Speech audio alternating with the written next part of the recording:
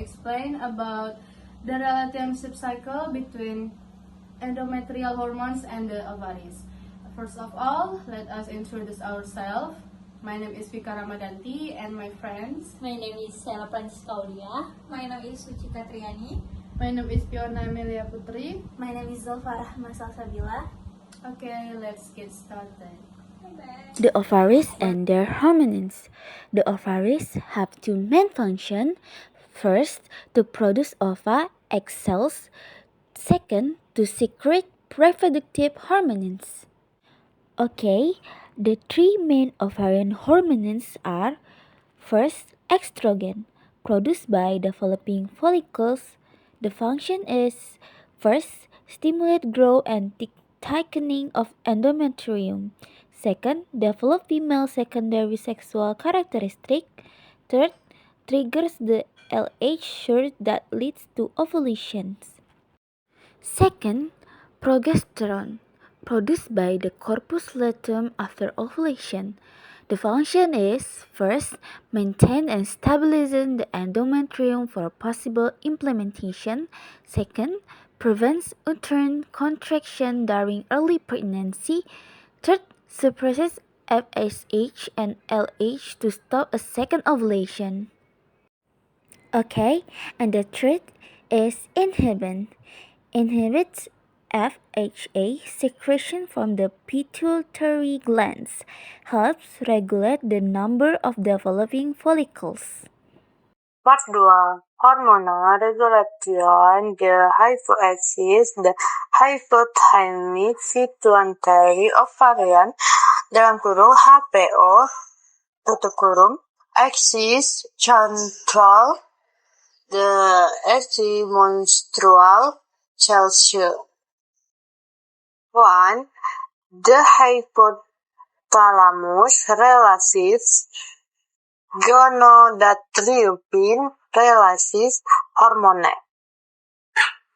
2. GnRH stimulates the pituitary gland to relationship dan LH. 3. FSH promotes follicular growth and estrogen production. 4. When estrogen levels reach the trigger and LH sugar, causing ovulation.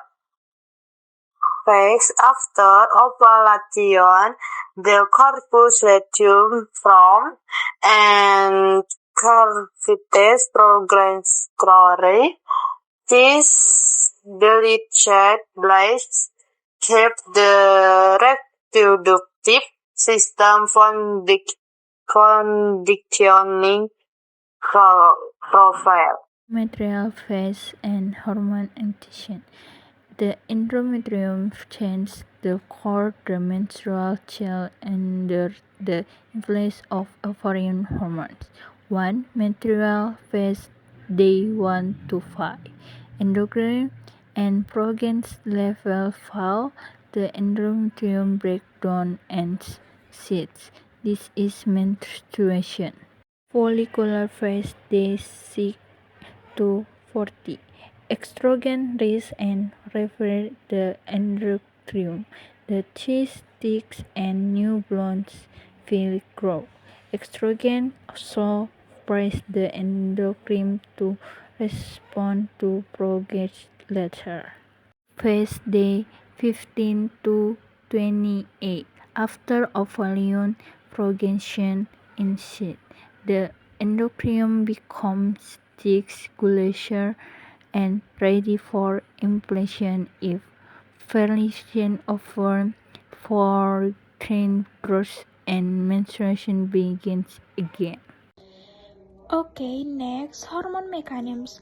Estrogen works strong estrogen receptors and progesterone works strong progesterone receptors. These hormones control cell growth, differentiation, and vascular change.